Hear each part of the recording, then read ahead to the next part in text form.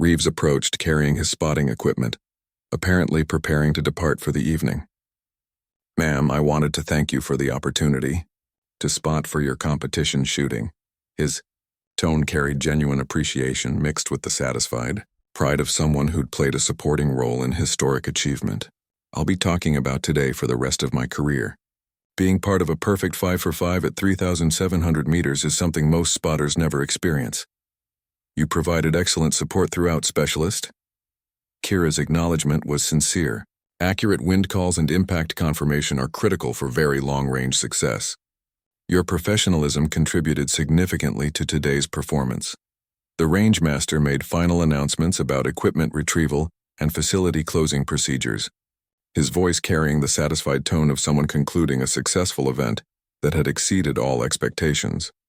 As competitors began dispersing toward their vehicles, Torres lingered near Kira's station with his shooting partner. They'd clearly been discussing something, and Torres spoke with the careful tone of someone broaching a potentially sensitive topic. "Lieutenant, several of us have been talking." His gesture included the half-dozen competitors still gathered nearby. "What you accomplished today represents capability that most of us thought was impossible. We're all experienced shooters with decades of combined competition experience, and we've never seen anything approaching this level of performance." He paused, choosing his words carefully. "The technical community is going to analyze today's results extensively. There will be questions about how this was possible, speculation about equipment advantages or undocumented training methods." His expression showed the conflict between professional curiosity and recognition of appropriate boundaries. "I guess what I'm asking is whether there's anything you can share about your development process that might help the rest of us improve our own capabilities." Kira considered her response while securing her equipment. She understood their need for explanation. The professional drive to transform witnessed excellence into transferable knowledge. "Most of what I demonstrated today comes from fundamentals practiced until they're automatic. Quality equipment maintained to specification, ballistic calculations that account for every measurable variable, and ammunition consistency achieved through meticulous quality control." She met Torres's gaze directly. "There's no secret technique or hidden methodology, just rigorous application of known principles executed with absolute precision." Torres nodded slowly. His expression suggested he recognized she was describing necessary but insufficient conditions. "That's essentially what you said earlier, and it's probably all you can say without revealing specific training details." He smiled slightly. "I appreciate the response even if it doesn't give us the magic formula we're hoping for." The competitors departed gradually, each stopping to offer congratulations or request contact information for future coordination. Kira watched them disperse into the desert evening, these men and women who'd begun the day as skeptics and ended it as witnesses to something they'd discussed for years. The competition had validated her technical capability and demonstrated that field-expedient ammunition could perform at championship levels. But more importantly, it had proven that assumptions about limitations often reflect observers' experience, rather than actual boundaries of achievement. She loaded her equipment into her vehicle as the range. Lights began shutting down for the evening. The Snipex lay secured in its case, the rifle that had delivered 5 perfect shots across 2¼ miles of hostile atmosphere. Her ammunition box held 12 unused rounds, manufactured cartridges she'd never fired, but that represented capability held in reserve. The math had worked perfectly. The fundamentals had held under extreme pressure, and 50 witnesses could testify that impossible was simply difficult executed with precision and confidence. If this story resonated with you, drop a comment below and let us know your favorite moment or character. Have you ever witnessed someone prove the doubters wrong in spectacular fashion? Or have you been that person yourself? Share your experiences with us, and if you enjoyed this journey, we'd love to hear what other military stories you'd like us to explore. Impact. Reeves's voice carried something beyond professional confirmation, approaching the tone of someone making an announcement of historical significance. Target Echo confirmed hit center mass, 5th consecutive impact. He paused, his breathing audible over the radio connection. "Ma'am, that's 5 for 5 at 3,700 meters. Group size measuring 9.2 inches across all 5 shots." That's mechanical precision from a human operator using field-expedient ammunition. The assembled audience's reaction exceeded anything previous. The applause became sustained, accompanied by whistles and verbal exclamations that mixed military professionalism with genuine emotional response. Several competitors approached to shake her hand, forming an impromptu reception line of people who wanted personal contact with someone who just accomplished something they'd discuss for the rest of their careers. Torres reached her first, extending his hand with an expression that showed abandoned competitive reservation. "Lieutenant Vance, that was the most extraordinary shooting performance I've witnessed in 15 years of competition." His grip was firm, his tone carrying genuine respect. 5 consecutive hits at 3,700 meters in progressively worsening conditions with ammunition you manufactured yesterday under time pressure. That's not just exceptional, that's historic. Dalton arrived moments later, his earlier antagonism completely absent. "Lieutenant, I was wrong about everything this morning." He spoke loudly enough that nearby competitors could hear, apparently wanting his acknowledgement to be public. "You've demonstrated capability that exceeds anything I thought was possible. You have my complete respect and my apology for my earlier behavior." The rangemaster moved to his verification scope, performing his final confirmation with the thorough attention of someone who knew these results would be scrutinized and analyzed extensively. His examination lasted several minutes, measuring each impact point and calculating precise group dimensions. Finally, he straightened and prepared to make his official announcement, keying his radio with the careful formality of someone making a statement for the record. "Ladies and gentlemen, official confirmation.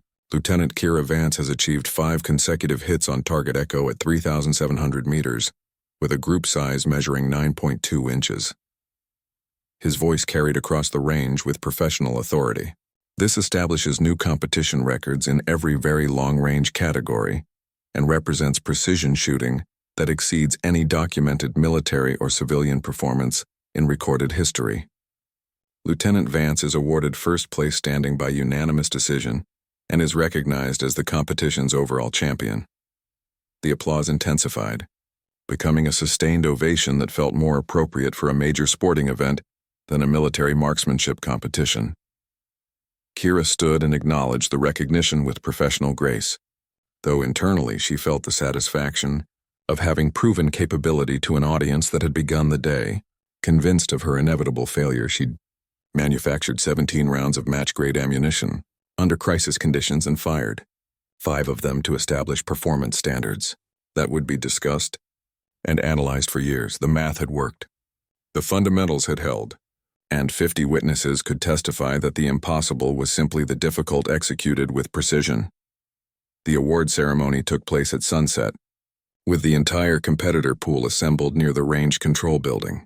The desert sky painted itself in gradients of orange and purple, the day's brutal heat finally surrendering to evening coolness. Kira stood among 42 competitors who'd begun the morning as skeptics and doubters, now watching her receive recognition that transcended normal competitive achievement. The colonel who'd overseen the competition took position at the makeshift podium. His expression showed the satisfaction of someone who'd witnessed something genuinely historic. Behind him, 3 officials held trophy, presentations and documentation that would formalize her record-setting performance. The assembled competitors had arranged themselves in a loose formation that felt more like a witness gathering than a standard military ceremony, everyone wanting a clear view of the conclusion to a day that had exceeded all expectations. The colonel's voice carried across the evening, air with formal authority. "Today we witnessed shooting performance that establishes new standards for precision marksmanship at very long range. Lieutenant Kira Vance achieved 5 consecutive hits on target echo at 3,700 meters, with a group size measuring 9.2 inches, using custom ammunition manufactured under field conditions." He paused, letting those numbers settle over an audience that understood their significance. "This performance establishes records in first-round hit percentage, consecutive hit rate, and overall precision that will stand as benchmarks for competitive very long-range shooting." Sustained applause interrupted his presentation. Competitors, who'd spent the day watching in progressive amazement, now formally acknowledging what they'd witnessed.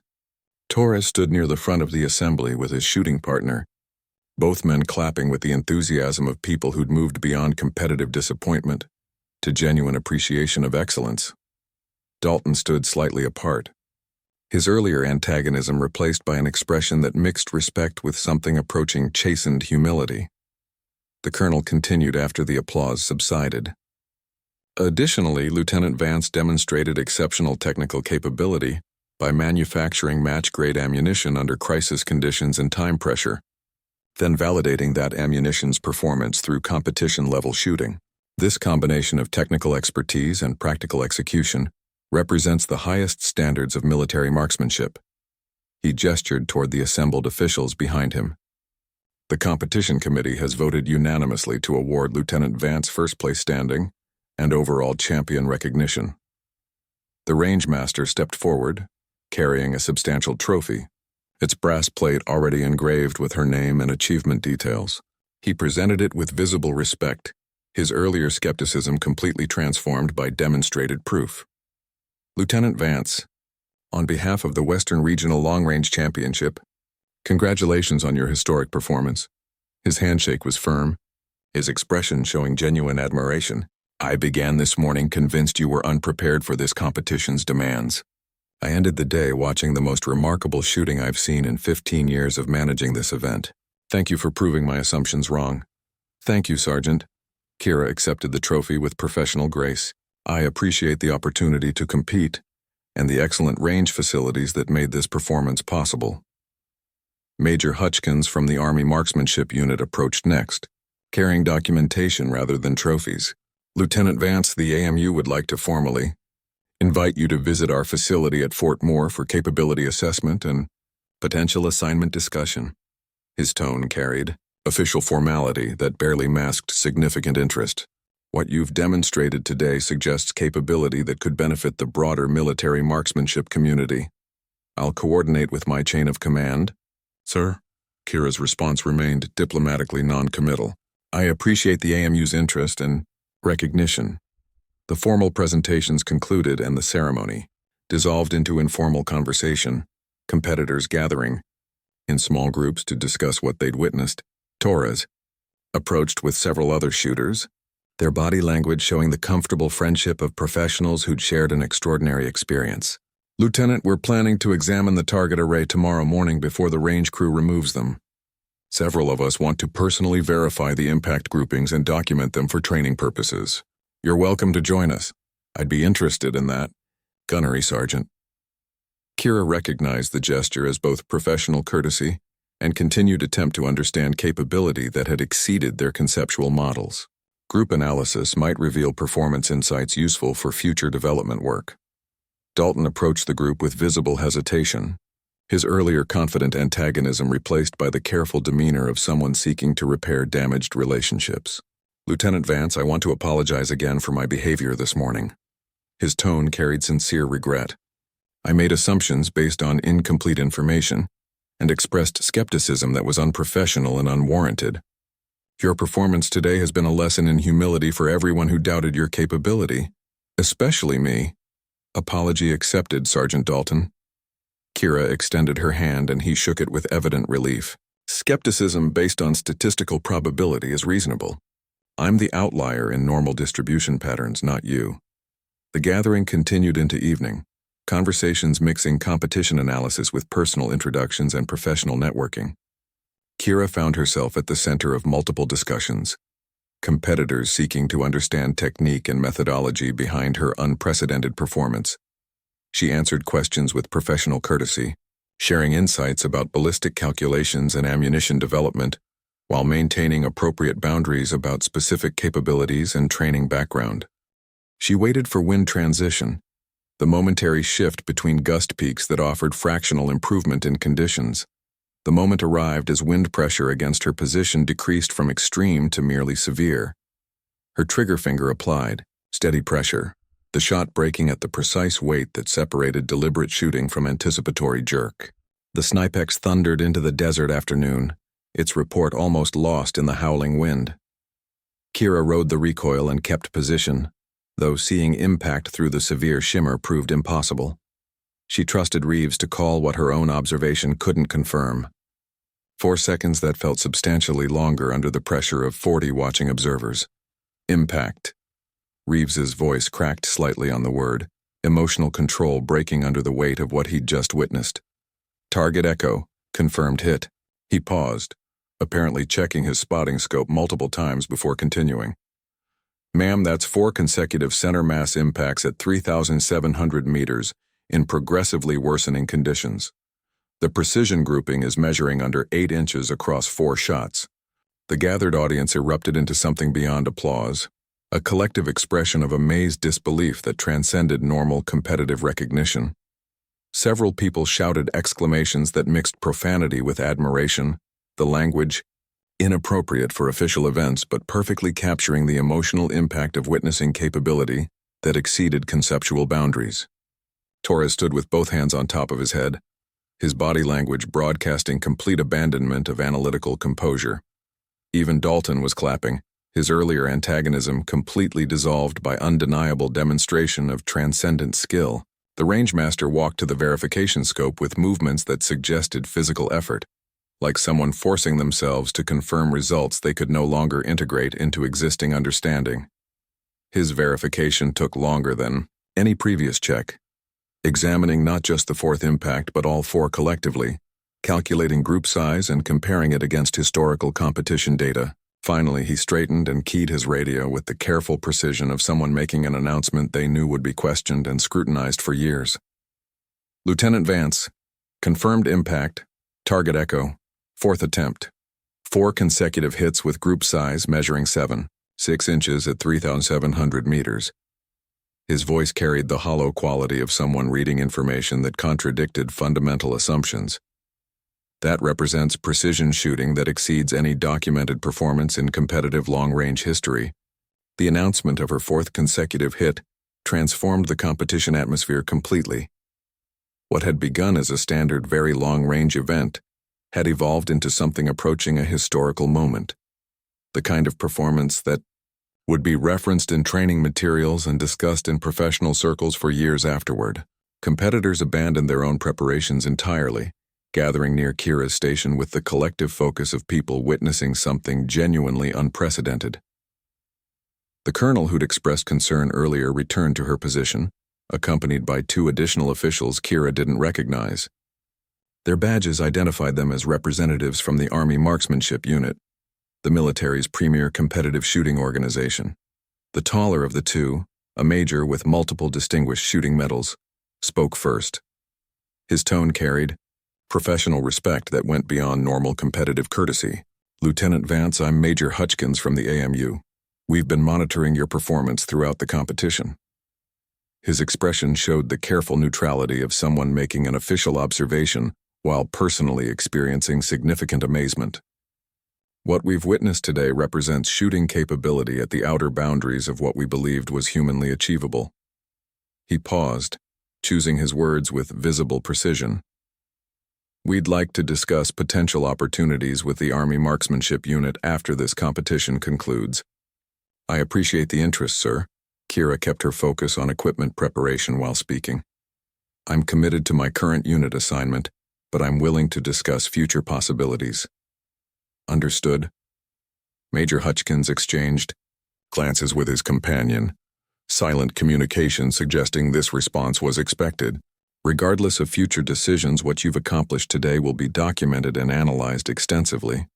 Your ammunition development process alone represents significant advancement in field expedient capability. Torres had moved close enough to overhear this exchange. After the officials departed, he spoke with the comfortable familiarity that had developed through the day's shared experience. Lieutenant, the AMU doesn't make recruitment pitches at regional competitions. The fact that they're here, watching you specifically, means your shooting has attracted attention at the highest levels of military marksmanship. I suspected as much, Gunnery Sergeant.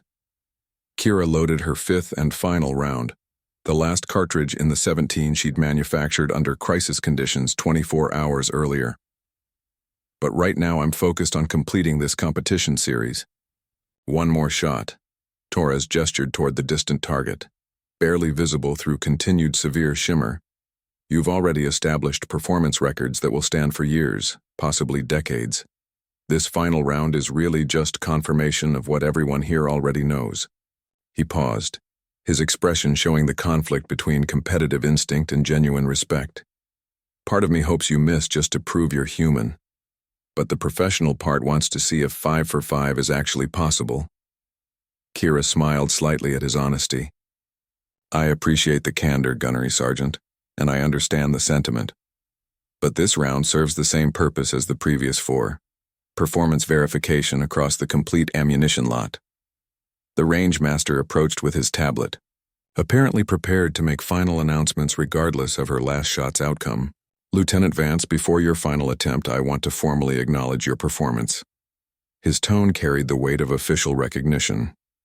You've achieved 4 consecutive hits on target Echo at 3,700 meters, with a precision group measuring 7.6 inches.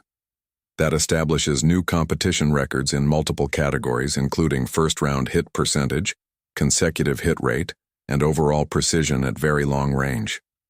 His expression showed the struggle of someone whose professional experience had been fundamentally challenged. In 12 years of managing this competition, I've never witnessed shooting of this caliber. Thank you, Sergeant. Kira's tone remained professionally modest despite the magnitude of his acknowledgement. I had favorable circumstances, including quality equipment and intensive preparation. The rangemaster's expression suggested he found this explanation wildly insufficient, but recognized that pressing for elaboration would be inappropriate. He nodded and stepped back, joining the assembled observers who'd gathered in a loose semicircle around her firing position. The group had grown to include range support personnel, administrative staff, and several competitors who'd finished their own events hours earlier, but remained to witness the final shot. Reeves performed his pre-shot equipment check with movements that had become ritualized through repeated success. His earlier careful politeness had transformed into the confident partnership of a spotter who'd worked through multiple perfect shootings. Ma'am, conditions remain severe. Wind southeast at 31 sustained, gusting to 39. Shimmer continues extreme. He paused, then added with unusual personal commentary. I've spotted for 3 years at this range. What I've watched today has been the most remarkable shooting I'll probably witness in my entire career. Appreciated, Specialist. Kira settled into her firing position for the final time, aware that approximately 50 people watched with focused attention that transcended normal competitive interest. Your spotting has been exceptional throughout. Through her scope, target Echo appeared as fragmentary impressions between waves of atmospheric chaos. The severe shimmer created visual effects that made the target seem to jump randomly across the field of view, though she knew it remained physically stationary. She focused on her calculated aim point, an abstract mathematical concept derived from ballistic software rather than visual targeting. 4 shots had proven her ammunition's consistency. This final round would complete the performance verification across her entire manufactured lot. The wind continued its chaotic variations, gusting and calming in patterns that defied prediction. She'd learned its rhythms throughout the day's shooting, developing intuitive understanding of how desert heat created temporary windows of relative stability. She waited for the next transition, the brief moment when wind speed was decreasing, but hadn't yet settled into a new pattern. The moment arrived with a subtle pressure change against her position. Her trigger finger applied steady pressure with the unconscious precision of thousands of practice repetitions. The shot broke clean. The Snipex thundered its final report into the desert afternoon. 4 seconds of flight time through hostile atmosphere. 50 people watching through various optics or simply staring at the distant target. The weight of expectation was palpable. Collective focus on whether sustained perfection could survive. One final test against chaos and statistical probability. She loaded the 3rd round and settled into position, aware that a dozen people watched with focused attention. The professional skepticism of the morning had transformed into something different, a mixture of respect and genuine curiosity about whether her performance represented sustainable capability or statistical luck that would eventually return toward normal distributions. Through her scope, the target wavered like something seen underwater, distorted by layers of turbulent atmosphere. The shimmer created false images, making the target appear to jump and shift position despite being physically stationary. She focused on her calculated aim point, trusting math and ballistic modeling over her visual impression of target location. The wind gusted against her position, peaked at 36 miles per hour, then began its chaotic transition toward lower velocity. She waited for this moment of change, the brief window when wind was decreasing but hadn't yet stabilized into new patterns. Her trigger finger applied steady pressure, the shot breaking at the exact weight she'd practiced thousands of times. The rifle thundered and settled, 4 more seconds of flight time through increasingly hostile conditions. The audience maintained absolute silence. 30-plus people watching through various optics or simply staring at the distant target, waiting for confirmation of whether the impossible could be repeated a third time. Impact. Reeves's voice had progressed beyond surprise into something approaching reverence. Target Echo confirmed hit. 3 consecutive center mass impacts at 3,700 meters. Ma'am, you're shooting groups that most competitors can't achieve at 1,000 meters. This is beyond anything in my experience. The applause this time was louder, less restrained, accompanied by verbal exclamations of disbelief and respect. The rangemaster stood at his verification scope with an expression that suggested he'd stopped trying to reconcile what he observed with what his experience suggested was possible. Torres simply laughed, the sound carrying genuine delight at witnessing capability that transcended normal performance boundaries. The competition's final phase began with wind conditions that exceeded safe operational guidelines. Sustained speeds reached 32 miles per hour with gusts approaching 40, creating shimmer so severe that target identification required multiple observers to confirm what individual spotters reported. The rangemaster consulted with competition officials, discussing whether to halt remaining attempts until conditions improved. Several competitors had already withdrawn, recognizing that shooting in these conditions risked equipment damage and produced no meaningful performance data. Kira maintained her equipment during the deliberation period, cleaning her rifle and preparing her 4th round with the same careful attention she'd given every previous shooting. Torres stood nearby with his arms crossed, watching her preparation with the focused intensity of someone still trying to understand what he'd witnessed. His shooting partner had retrieved a camera, documenting her technique with a stated intention of reviewing the footage for training purposes. The rangemaster approached her station, accompanied by 2 competition judges. Their expressions showed concern that went beyond normal administrative oversight. "Lieutenant Vance, we need to discuss current conditions." His tone carried official formality that barely masked personal worry.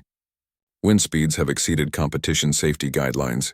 We're prepared to halt remaining attempts and award placement based on current standings." Kira looked up from her equipment check. "What are the specific guidelines, Sergeant?" The rangemaster consulted his tablet. "Very long-range shootings are not recommended when sustained wind speeds exceed 30 miles per hour. We're currently at 32 sustained with gusts to 40. His expression suggested he expected this technical citation to settle the matter. "The guidelines say not recommended, not prohibited." Kira's tone remained professional. "I'd like to continue with my remaining attempts if regulations permit." One of the judges spoke, an Army colonel with master competitive shooter badges and decades of visible experience. "Lieutenant, I've been overseeing this competition for 8 years. I've never seen anyone attempt echo shootings in conditions this severe. The wind variability alone makes precise aiming nearly impossible. You risk damaging your perfect performance record." "With respect, sir, I'm not shooting for records." Kira met the colonel's gaze steadily. "I'm gathering performance data about ammunition manufactured under field conditions." "The most valuable data comes from extreme circumstances." The colonel studied her for several seconds. His expression showed the internal debate of an official weighing safety concerns against a competitor's informed choice. Finally, he nodded slowly. "The regulations permit attempts in these conditions if the shooter acknowledges the risks and range officials determine it's safe." He glanced toward the rangemaster. "Your assessment, Sergeant?" The rangemaster looked distinctly uncomfortable, but his professionalism overrode personal preference. "Lieutenant Vance has demonstrated exceptional capability and judgment throughout this competition. If she wishes to attempt additional shootings, I see no regulatory barrier." He paused, his tone shifting to personal concern. But I want it clearly stated that I've advised against this course of action. Noted and understood. Sergeant, Kira returned to her rifle preparation. The discussion concluded by official determination, even if personal opinions remained opposed. The colonel remained at her station. His official duties apparently satisfied, but his professional curiosity engaged. Lieutenant, I've reviewed your competition performance.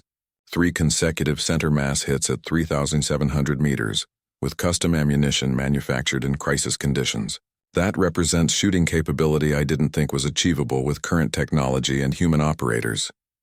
His tone carried the careful interest of someone who'd spent a career studying marksmanship. Where did you develop this level of skill? Combination of preparation and circumstance, sir. Kira continued her equipment check while speaking. Competitive shooting background, intensive training, quality equipment, and favorable conditions during development work. The colonel's expression suggested he found this explanation insufficient, but recognized he wouldn't receive more detailed elaboration. He nodded slowly. Well, Lieutenant, you've certainly made an impression on this competition. Whatever happens with your remaining attempts, you've already established performance standards that will be discussed for years. He gestured toward the assembled observers, now numbering close to 40 people.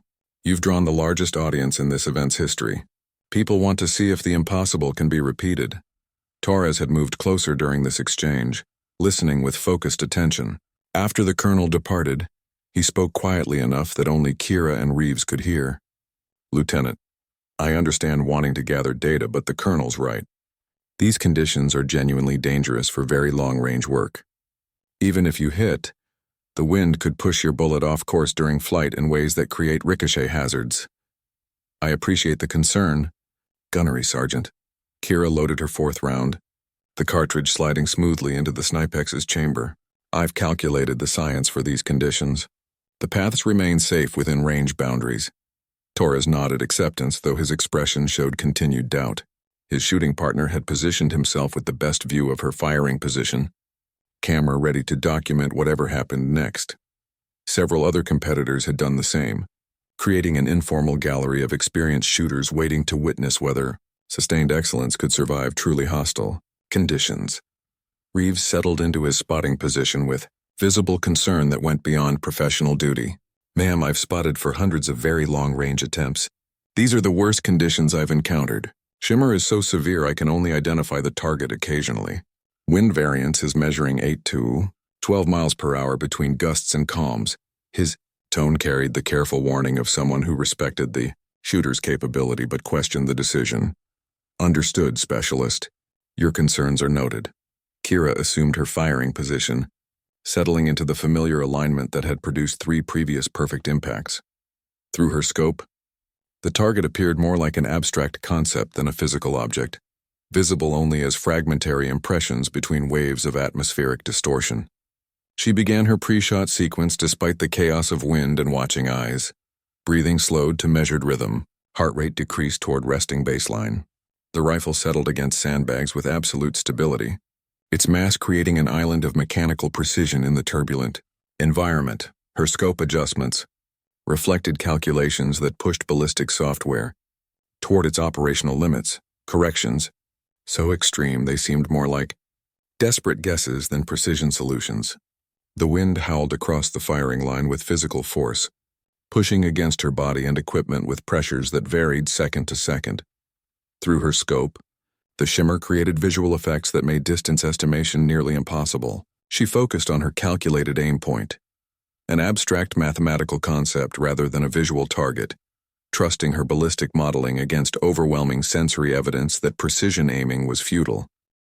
Reeves settled into his spotting position. His earlier careful politeness was replaced by confident partnership. They'd worked together through multiple successful shootings, building the rhythm that developed between shooter and spotter when both performed their roles with competence. Ma'am, wind is severe and variable. Southeast at 28, gusting to 34. Shimmer is extreme. Understood. Kira made scope adjustments for the increased wind, her calculations accounting for the higher velocity and greater variability. The math suggested she was approaching the edge of what could be fixed through aim point adjustment alone. Beyond certain wind speeds, outside forces simply overpowered ballistic predictions. She settled into position and began her pre-shot sequence, finding calm despite the chaos of desert wind and watching eyes. The rifle steadied against the sandbags. Her breathing slowed. The scope's crosshair danced wildly in the severe shimmer, the target barely visible through atmospheric distortion. She waited for a relative calm in the gusting, knowing that perfect conditions wouldn't exist, but that momentary improvements could be used. The wind pressure against her position decreased slightly. She pressed the trigger, trusting calculations and ammunition performance against overwhelming environmental challenges. The Snipex's report cut through the desert wind. The massive cartridge's explosion created a pressure wave that rippled across the firing line. Kira kept her position through the recoil, though watching impact through the severe shimmer proved nearly impossible. The scope showed nothing but distorted atmosphere, heat waves and wind-driven turbulence creating visual chaos that hid everything beyond. 2,000 meters. 4 seconds of suspension, while the bullet traveled 3,700 meters of hostile environment. Wind pushed the projectile sideways with forces that varied moment to moment. Heat layers deflected its path vertically through density changes. The spinning bullet drifted right from gyroscopic forces, adding another variable to the ballistic equation. Every factor worked against precision, compounding into a targeting problem that approached the limits of what human calculation and mechanical accuracy could solve. Impact. Reeves's voice carried the same disbelief as his first call, though now mixed with something approaching awe. Target echo, confirmed hit.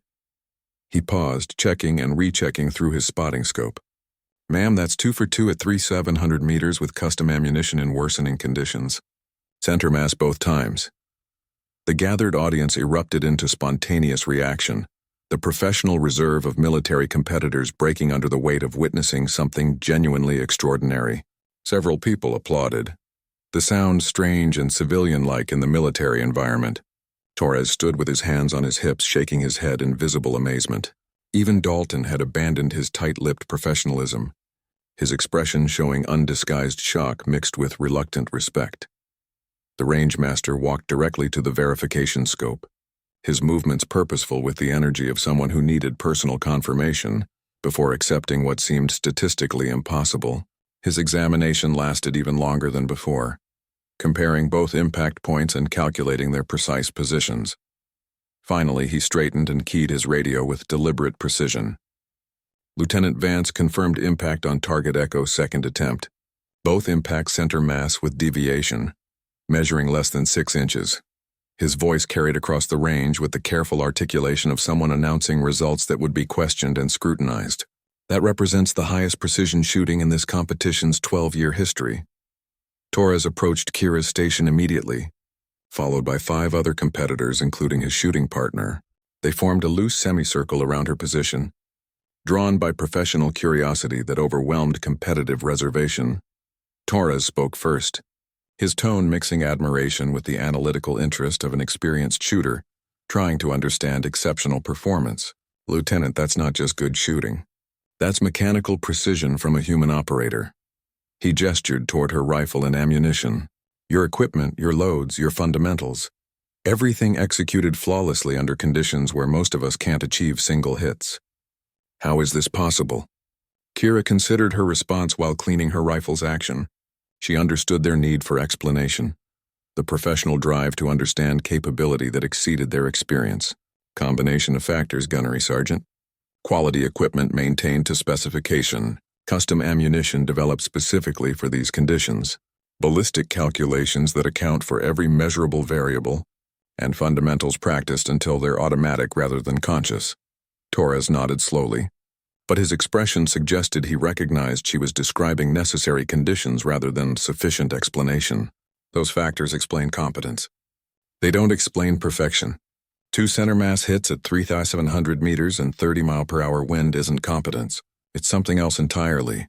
His shooting partner added, his earlier skepticism completely absent. What's your miss rate in practice? Everyone misses at these distances. The wind alone creates enough variability that even perfect technique produces statistical scatter. Lower than expected. Kira's diplomatic phrasing drew slight smiles from the assembled competitors, who recognized she was avoiding specific numbers that would strain credibility. I've had favorable conditions during training and development work. Dalton had joined the group, standing at the outer edge with arms crossed but attention fully engaged.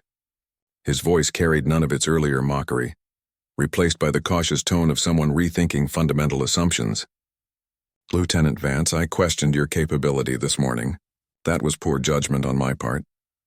He paused, the apology clearly difficult but sincere. "You've demonstrated shooting that exceeds anything I've witnessed in 15 years of competition. You have my respect." Kira nodded acknowledgement, appreciating the gesture despite their earlier antagonism. "Thank you, Sergeant. Your skepticism was reasonable based on conventional expectations. I understand I'm an outlier." The range master arrived at her station carrying a tablet and his competition records. "Lieutenant Vance, I need to discuss your remaining attempts." His tone carried administrative formality, but his expression showed something closer to reluctance at having to address procedural requirements. "You have 3 rounds remaining and are leading the competition by significant margin. You could withdraw your remaining attempts and secure first-place standing." "I prefer to complete my allocation, Sergeant." Kira met his gaze steadily. "I manufactured 17 rounds for this competition. I'd like to verify their performance across the full lot." The range master hesitated, clearly weighing how to phrase his concern. "Lieutenant, you understand that additional attempts can only maintain or lower your current standing. You can't improve beyond perfect performance." His words carried the careful logic of someone trying to protect a competitor from unnecessary risk. If later rounds produce wider groups or misses, it affects your final precision scoring. "I understand the scoring system, Sergeant." Kira's tone remained professional but firm. "I'm not shooting just for competition standing. I'm gathering performance data about ammunition manufactured under field conditions. That data has value beyond this event." The range master nodded slowly. His expression showed resignation mixed with professional curiosity about whether her unprecedented performance could actually be sustained. "Very well, Lieutenant. You're cleared to continue with remaining attempts." He glanced toward the target array where wind continued to gust above 30 miles per hour. "Current conditions are severe. Most competitors have withdrawn remaining attempts. You're certain you want to proceed?" "Yes, Sergeant. The data is most valuable in challenging conditions." Torres and the other competitors remained near her station as she prepared her 3rd echo round. Their presence had transformed from skeptical observation to something resembling a professional study session, experienced shooters watching technique that exceeded their capability and trying to identify transferable lessons. Torres spoke quietly to his partner. His words carried to Kira despite his attempt at discretion. "Watch her breathing pattern, perfect rhythm. And her trigger press is so smooth the rifle barely moves. Textbook fundamentals executed at a level I've never seen." Reeves settled back into his spotting position with the comfortable efficiency of a trusted partner rather than an assigned stranger. "Ma'am, wind has increased to sustained 30 miles per hour with gusts to 36. Shimmer is so severe I can barely keep target identification. These are the worst conditions we've seen today," noted Specialist. Kira calculated adjustments for the increased wind, her ballistic software suggesting corrections that pushed her scope's adjustment range near its mechanical limits. The math indicated she was approaching wind speeds where compensation through aim point adjustment alone became insufficient. Much higher velocity and the bullet would simply be pushed too far off course for mechanical correction to solve. 4 seconds of absolute silence along the firing line. 25 people holding their breath, watching through optics or simply staring at the distant target, waiting for confirmation of impact or miss.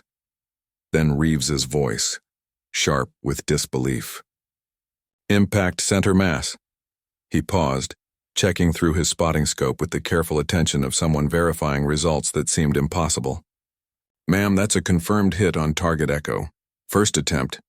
3,700 meters with custom ammunition manufactured yesterday." The silence transformed into something more profound. Not the stunned quiet of surprise, but the deeper stillness of people processing results that challenged fundamental assumptions about capability and probability. The range master stood frozen with binoculars still raised, his mouth slightly open in an expression of pure astonishment. Torres's arms had uncrossed. His professional composure was cracked by visible shock. Dalton simply stared, his face showing the disconnected expression of someone whose certainty had just been invalidated by undeniable evidence. The range master lowered his binoculars with movements that seemed mechanical, like someone performing actions while their mind processed incompatible information. He walked to the verification scope, a high-magnification optic mounted on a stable platform specifically for confirming impacts at very long range. His examination lasted longer than necessary, checking and rechecking what his eyes reported against what his experience suggested was possible. Finally, he straightened and keyed his radio. Confirmed impact, target Echo, Lieutenant Vance. First attempt, center mass placement. His voice carried across the range with professional neutrality that barely masked underlying astonishment. That's a competition record for first-round Echo engagement. The silence broke into scattered conversations, voices mixing disbelief with reluctant acknowledgement. Torres remained motionless at his station for several seconds before, shaking his head slowly, the gesture conveying recognition that he'd witnessed something far outside his predictive models. His shooting partner spoke loud, enough for nearby competitors to hear.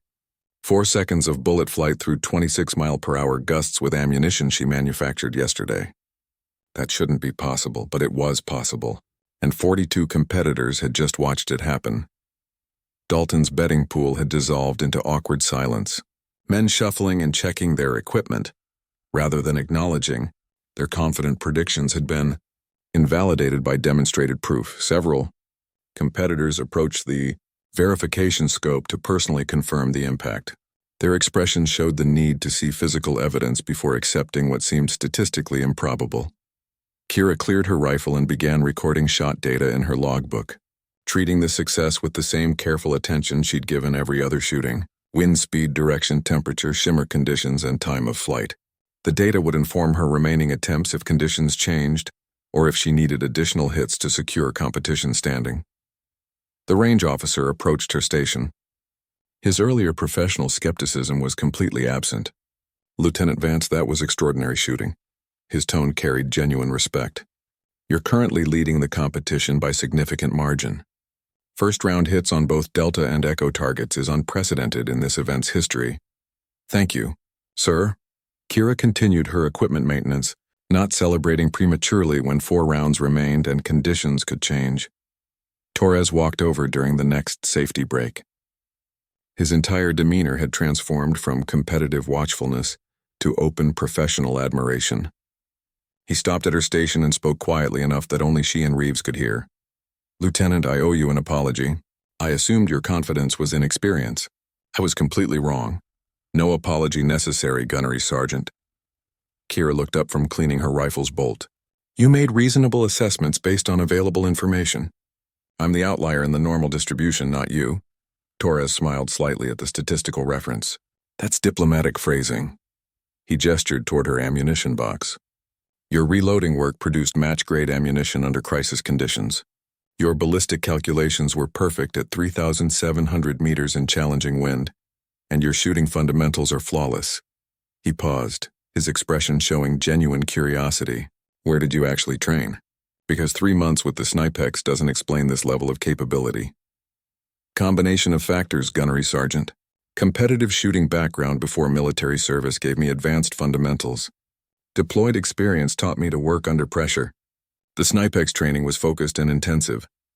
Kira's tone remained professional but didn't elaborate further. "Sometimes capability develops in ways that don't follow conventional timelines." Torres nodded acceptance of her explanation, even as his expression suggested he suspected there was more to the story. He glanced toward the other competitors, many of whom were still processing what they'd witnessed. "You've changed a lot of minds this morning, including mine." He extended his hand and she shook it, the gesture carrying respect between professionals. "Good shooting, Lieutenant. Win this thing." The competition continued through the morning as other shooters completed their Echo attempts. Success rates proved Torres's earlier assessment correct. Most competitors required multiple attempts to achieve hits, and several used up their 5-round allocation without success. The wind conditions worsened as predicted, heat turbulence creating shimmer patterns that made precise aiming nearly impossible at very long range. Kira watched these attempts with professional interest, noting how different shooters addressed the technical challenges. Some waited for wind calms that never came. Others fired rapid sequences, hoping statistical probability would deliver hits. The most experienced competitors made careful adjustments between attempts. gradually solving the ballistic puzzle through systematic data collection. Dalton achieved 2 echo hits from his 5 attempts, solid performance that would have been competitive in normal circumstances. But these weren't normal circumstances, and his earlier confident mockery had transformed into tight-lipped professionalism. He secured his rifle after his final attempt without looking toward Kira's station, his body language broadcasting uncomfortable awareness that the rookie he dismissed had outperformed him decisively. The rangemaster announced the midday break, giving competitors 2 hours before final rounds. Kira used the time to verify her equipment and review environmental data. The wind had increased to sustained 22 miles per hour with gusts exceeding 30, pushing beyond recommended limits for very long-range precision shooting. Several competitors withdrew from remaining attempts, recognizing that conditions had gotten worse past the point where success was reasonably achievable. Torres approached during the break with his shooting partner. They carried boxed lunches from the competitor meal service, and Torres extended one toward Kira. "You should eat something, Lieutenant." Afternoon conditions are going to be even more challenging. Thank you. "Gunnery Sergeant." Kira accepted the meal, recognizing the gesture as olive branch and professional courtesy combined. They ate in comfortable silence for several minutes before Torres spoke again, his tone carrying the careful interest of someone who'd recognized expertise and wanted to understand its source. "You competed in bench rest before enlisting. What made you transition to military service?" "Family tradition." Kira kept her answer brief but honest. "My father served." His father before him? Competitive shooting was preparation, not destination. Torres nodded understanding. Military families produced different perspectives on service and capability. They understood that competence wasn't about proving worth to others, but about meeting standards set by personal legacy and family expectation. And now you're here, rewriting competition records with improvised ammunition, solving problems with available resources. It's what the situation required. Gunnery Sergeant. Kira finished her meal and returned to equipment preparation. The afternoon session began with wind conditions that pushed multiple competitors to withdraw their remaining attempts. 30-mile-per-hour gusts created shimmer so severe that target identification became difficult, even with high-magnification optics. The rangemaster offered competitors the option to delay until the following day, but Kira declined. She'd come to compete, and competition meant performing in whatever conditions existed. She loaded her second echo round, aware that this attempt served verification rather than necessity. Her first round hit had already secured competition lead, but professional thoroughness demanded confirmation that her ammunition's performance was consistent rather than lucky. If the second round hit with similar precision, it would prove her manufacturing process had produced genuinely match-grade ammunition. The audience had grown rather than diminished despite the challenging conditions. Word had spread beyond the immediate competitor pool, drawing range officials and support personnel who wanted to witness whether the morning's unprecedented performance could be repeated. 30-plus people gathered near the observation area, creating the largest audience any competitor had drawn during the event. The range officer moved to his verification scope, personally confirming the called impact before marking it officially in the scoring system. Kira allowed herself a moment of satisfaction before clearing her rifle and preparing for the next target. One successful shot didn't prove her ammunition's consistency, but suggested her calculations and manufacturing process had produced viable competition rounds. The real test would come at target echo, where 3,700 meters of desert wind and heat, turbulence would magnify every inconsistency in ammunition performance. The rangemaster approached her station. His expression showed the careful neutrality of an official managing unexpected results.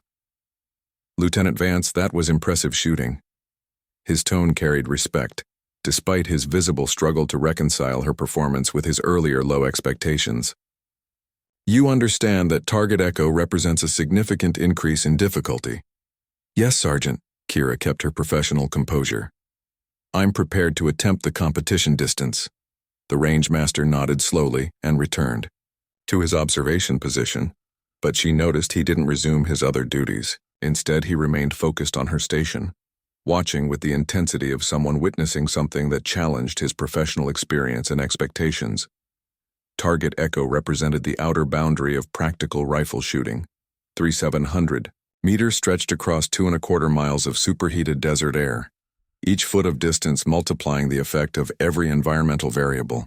Bullet drop exceeded 100 feet. Wind drift could measure in yards. The effect from Earth's rotation became a significant factor requiring compensation. At this distance, shooting stopped being a physical skill and became an exercise in mathematics, weather prediction, and faith in ballistic calculations. Kira consulted her data book while other competitors completed their target delta shootings. The math for Echo required corrections so extreme they seemed impossible. 73 minutes of elevation adjustment, 12 minutes of windage for the current conditions. These numbers pushed her scope's adjustment range close to its mechanical limits, requiring perfect tracking from mechanisms stressed near their design boundaries. Torres completed his target delta sequence with 2 hits from 4 attempts. Solid performance that kept him competitive in the overall scoring. He secured his rifle and walked to Kira's station during the required safety break. His expression showed the internal conflict of a competitor who respected another shooter's skill, while simultaneously hoping they'd fail to preserve his own standing. Lieutenant Vance. Torres nodded toward the distant Echo target, barely visible as a dark rectangle against the pale desert horizon. That's a different challenge than anything you've faced so far. First-round hits are statistically rare, even among shooters with years of experience at this distance. I understand the difficulty, Gunnery Sergeant. Kira continued recording wind observations in her data book. Torres hesitated, then spoke with the careful honesty of someone delivering unwelcome truth. Your Delta performance was exceptional. Nobody's questioning that anymore. But Echo is where equipment limitations and ammunition inconsistencies get exposed. He gestured toward her rifle. The Snipex is capable, and your reloading work was impressive. But untested ammunition, at this distance, is Russian roulette with your competition standing. Calculated risk based on available options, Gunnery Sergeant. Kira met his gaze calmly. I had 3 choices yesterday: withdraw, compete with insufficient ammunition, or manufacture replacement rounds. I chose the option that gave me a chance at success. Torres nodded slowly. His expression showed respect for her logic even as doubt remained about her chances. He glanced toward the growing cluster of competitors and officials gathering near the range control tent. Everyone's watching to see what happens at Echo. This is the shot that defines the competition. He wasn't exaggerating. Kira counted at least 25 people assembled near the observation area, far more than had watched any other competitor's Echo attempts. Dalton stood at the center of a group discussing betting pools, their conversation animated with the energy of people anticipating a dramatic conclusion to an unexpected story. The rangemaster conversed with 2 other officials, all 3 men glancing repeatedly toward her station with expressions mixing curiosity and skepticism. The range speaker crackled to life. All competitors, competition will resume in 5 minutes. Wind conditions have increased to southeast at 18 miles per hour, gusting to 26. These conditions are at the upper threshold for safe, very long-range shooting. Competitors may choose to delay attempts until conditions improve. Several shooters consulted with their spotters, weighing the decision to wait against the risk that conditions might worsen rather than improve. Torres returned to his station but continued watching Kira's preparations. His attention divided between his own equipment and the rookie who'd somehow transformed from dismissible competitor to the morning's main attraction. Reeves settled into his spotting position beside Kira's firing point. Ma'am, those are challenging wind conditions for Echo attempts. Most shooters will wait for a lull. He spoke carefully, offering tactical advice without explicitly suggesting she delay. What's the forecast trend? Kira adjusted her scope settings, dialing in the extreme corrections required for the distance. Reeves consulted his weather data. Conditions are expected to worsen through mid-morning as heat develops fully. If you're going to shoot, current conditions are probably optimal for the next 2 hours. Then I'll shoot now. Kira loaded one of her custom rounds, acutely aware that each cartridge represented her only attempts at this distance. 5 rounds allocated for Echo target. No room for learning curves or gradual improvement. The range officer completed his safety walk, checking that all stations were clear and all personnel were behind the firing line. Lieutenant Vance, you are clear to engage target Echo when ready. Current wind southeast at 19, gusting to 24. Kira assumed her firing position, settling into the familiar alignment with mechanical precision. Through her scope, target Echo appeared impossibly small, wavering in heat shimmer like something seen through disturbed water. The target's actual dimensions were 4 feet square, but at 700 meters it took up less than 1 minute of angle in her scope's field of view. A human hair held at arm's length would completely hide it. She verified her scope settings one final time. 73 minutes elevation, 14 minutes windage adjusted for the increased gusting. The numbers seemed absurd. Corrections so extreme they challenged belief that a bullet could actually be aimed with such precision. But the math was sound, the science, proven through countless other shooters' data and her own calculations. The wind pushed against her body with chaotic variation, gusting from 16 to 26 miles per hour in patterns that defied prediction. She watched the heat shimmer through her scope, reading the atmospheric disturbances that indicated wind behavior at different ranges between her position and the target. The shimmer showed classic Boyle patterns suggesting turbulent vertical mixing, the worst possible conditions for precise, very long-range shooting. Around her, the desert morning had grown silent except for wind noise. Every competitor on the firing line had stopped their activities to watch. Dalton stood motionless at Station 3, his earlier confident mockery replaced by tense anticipation. Torres leaned against his equipment table with crossed arms, his expression showing the focused intensity of a professional watching something unprecedented unfold. The rangemaster stood beside the primary observation scope with binoculars raised, personally monitoring the attempt rather than delegating to junior officials.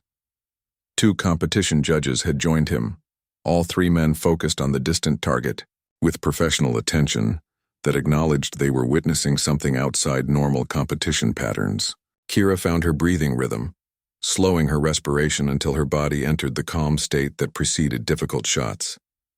Her heartbeat steadied to its resting rate, each pulse pushing blood through her system with measured precision.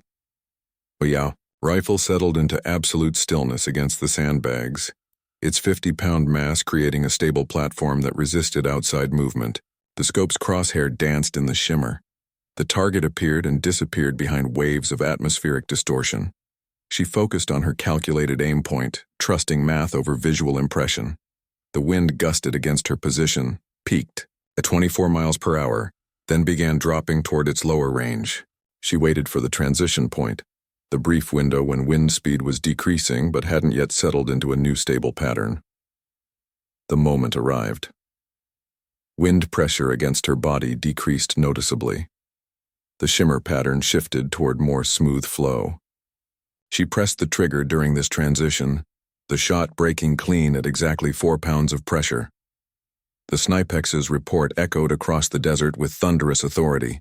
Kira rode the recoil and kept her position, her eye locked to the scope despite knowing that watching impact at this distance was nearly impossible. The bullet's flight time exceeded 4 seconds, an eternity of uncertainty while outside forces acted on the projectile through miles of turbulent atmosphere.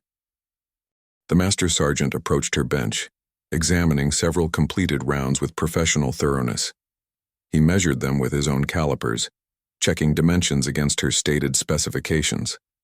Finally, he nodded. His expression showed the satisfaction of someone who appreciated quality work, regardless of the circumstances that produced it. Lieutenant Vance, when you finish, bring the completed ammunition to my desk for final inspection. Based on what I'm seeing, I don't anticipate problems with approval. Thank you, Master Sergeant. Kira loaded the final case in her powder measure. She finished the last round 90 minutes before facility closing, leaving time for the required safety inspection. The Master Sergeant tested each cartridge with precision instruments, checking dimensions, examining for primer seating depth, looking at case mouths for defects. His inspection was thorough and professional, showing neither favoritism nor unnecessary strictness. Finally, he stamped her ammunition box with the official approval mark and logged the rounds in his inspection record. 17 rounds approved for competition use. He met her eyes with respect that hadn't been present when she'd arrived hours earlier. That's exceptional reloading work, Lieutenant, especially under these circumstances. Kira packed her ammunition carefully, securing the box in her equipment case. She'd manufactured 17 match-grade rounds in under 4 hours, each one built to specifications that would give her a fighting chance at the competition's very long distances. Whether they'd actually perform as calculated would be determined tomorrow, when she fired them in front of judges and competitors who expected failure. Competition day arrived with desert dawn temperatures already climbing toward 90°. Kira completed her pre-competition equipment check in the cool darkness before sunrise, checking every component of her shooting system while other competitors were still arriving. The Snipex lay secured in its case, cleaned and lubricated to specifications. Her newly manufactured ammunition sat in its approved box, each round representing hours of precise work and untested performance assumptions. The competition briefing began at 7 a.m. in the range control building. 42 competitors filled the room, their conversations creating a low buzz of professional friendship mixed with competitive tension. Kira noticed the glances directed toward her, the whispered conversations that stopped when she moved closer. Word had spread about yesterday's ammunition crisis and her improvised solution. Opinions seemed divided between those impressed by her technical capability and those convinced untested ammunition would expose her limitations. The rangemaster stood at the front of the room. His wrinkled face was emotionless as he reviewed competition procedures. Competitors will engage targets in sequence from Delta at 3,200 meters through Echo at 3,700 meters. Each shooter receives 5 attempts per target. Scoring is based on hit accuracy and total attempts required. His gaze swept the room, pausing briefly on Kira. All ammunition must be from registered and inspected lots. No exceptions. Dalton sat near the front with a cluster of veteran competitors. His voice was loud enough to carry across the briefing room. Should be interesting to see how untested custom loads perform under pressure. His companions nodded agreement, their expressions mixing anticipation with the satisfaction of expecting predictable outcomes. Torres turned from his position across the room. His earlier fascination was tempered by realistic concern. He caught Kira's eye and gave a slight nod that conveyed both respect and doubt. She appreciated the gesture even as she recognized its underlying message. He thought she'd proven technical competence but questioned whether it would translate to competition success. The rangemaster continued his briefing, covering safety rules and competition timing. Wind conditions are forecast to worsen throughout the day. Current readings show southeast winds at 14 miles per hour with gusts to 20. Expect increased velocity and variability as heat conditions develop. Several competitors shifted in their seats, recognizing that challenging conditions would make the already difficult targets even more demanding. Shooting order has been randomized. The rangemaster checked his tablet. Lieutenant Vance, you're scheduled 4th in the rotation. You'll begin shooting at 8:30, Kira acknowledged with a nod, calculating the timeline. 30 minutes until her first competition shots with ammunition she'd manufactured under crisis conditions and never test fired. The mathematical certainty she'd felt during the reloading process faced its first real test against the chaotic variables of desert wind and very long distance. The briefing concluded and competitors scattered to their assigned stations. Kira found her firing position at Station 9, a concrete pad with excellent sight lines to the target array but exposed to the full force of the prevailing wind. She began her setup routine with the same careful precision she'd used during practice, aware that a dozen sets of eyes tracked her every movement. Specialist Reeves arrived at her station carrying his spotting equipment. His greeting carried cautious optimism mixed with professional realism. "Morning, ma'am. Ready for the big show?" "As ready as circumstances allow, Specialist." Kira secured her rifle in its rest position and began her scope checking sequence. Reeves set up his spotting scope, adjusting its position to the best height for target observation. "I heard about your reloading session yesterday. The entire competitor pool is talking about it." He paused, choosing his words carefully. "That took serious technical skill, ma'am. But everyone's wondering how untested rounds will perform." "So am I, Specialist," Kira said. Her honesty seemed to surprise him. "The science should be sound based on my calculations and component selection, but theory and doing are different things." The first 3 competitors began their shootings at 8 Crow. Kira watched through her scope, observing their technique and noting the wind's behavior at very long range. The first shooter, a Marine Master Sergeant with extensive competition experience, required 4 attempts to hit Delta. His shooting partner called adjustments between shots, the pair working with practiced coordination. The second competitor, an Army Staff Sergeant with sniper school instructor credentials, needed 3 attempts for her Delta hit. Her ammunition performance looked consistent, but the wind variability created unpredictable path changes that required multiple adjustments to solve. Torres shot third. His first round on target Delta struck low and right, affected by wind conditions that had shifted during his trigger press. He made calculated corrections and achieved hits on his second and third attempts, demonstrating the experience and skill that had made him a regular competitor. He cleared his rifle and nodded to the range officer, his performance solid if not exceptional. "Lieutenant Vance, you're on deck." The range officer's voice carried across the firing line. "Approach when ready." Kira moved to her firing position and began her final preparation sequence. She loaded one of her custom-manufactured rounds. The cartridge slid smoothly into the Snipex's action. The rifle's weight settled familiarly against her shoulder. Its balance and feel were exactly as she'd practiced hundreds of times. The only unknown was the ammunition performance. "Target Delta, 3,200 meters, Reeves called the distance. "Current wind southeast at 16 miles per hour, gusting to 22. That's significant variance, ma'am." Kira made her scope adjustments, calculating corrections for the increased wind. Her ballistic data assumed specific velocity and consistency from her custom loads. If the ammunition performed as designed, her calculations should be accurate. If manufacturing errors had introduced velocity variations or pressure problems, her shots would miss by margins that increased with distance. Around the firing line, conversation had quieted. Competitors paused their preparations to watch, creating an audience of professional skeptics waiting to see whether the rookie's technical competence would survive contact with competition reality. Dalton stood at Station 3 with his arms crossed, his expression broadcasting certainty about the coming failure. The range officer completed his safety check. "Lieutenant Vance, you are cleared hot. Engage when ready." Kira settled into her shooting position, finding the comfortable alignment she'd developed through endless repetition. Her breathing steadied. Her heartbeat slowed to its resting rhythm. The scope's crosshair settled on her calculated aim point. The wind pushed against her body with inconsistent pressure. Its velocity changed moment to moment in patterns that could only be guessed at rather than precisely measured. She pressed the trigger during a relative calm in the wind, the shot breaking clean at the exact pressure she'd practiced. The Snipex thundered. Its report echoed across the desert morning. Kira rode the recoil and kept her scope position, watching for impact at a distance where bullet flight time stretched across multiple heartbeats. "Impact." Reeves's voice carried surprise and satisfaction. "Target Delta, confirmed hit." He paused, checking through his spotting scope.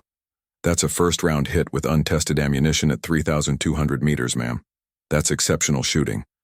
The quiet along the firing line intensified into something approaching stunned silence. Torres stood motionless at his station.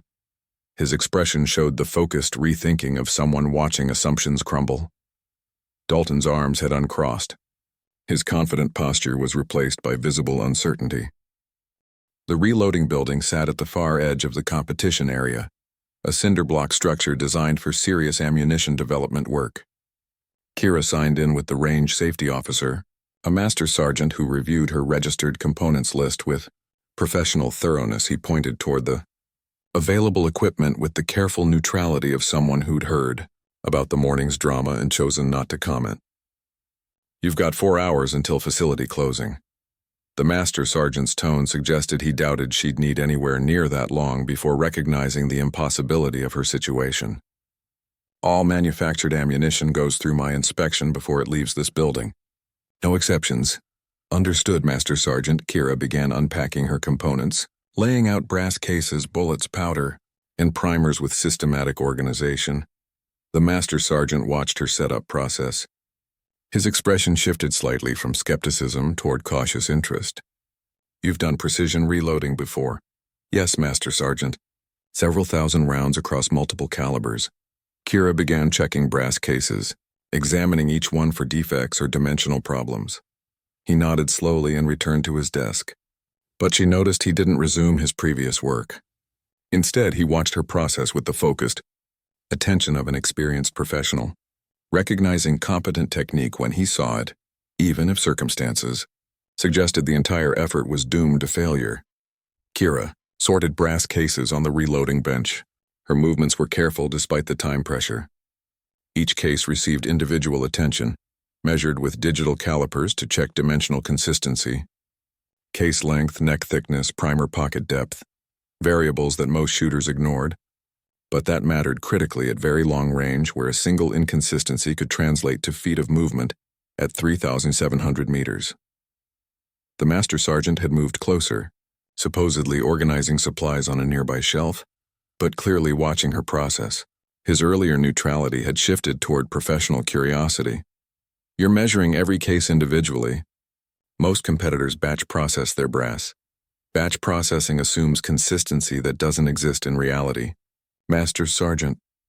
Kira set aside a case whose neck thickness varied by 2/10,000ths of an inch from her target specification. At very long range, every variable adds up. I need identical performance from every round.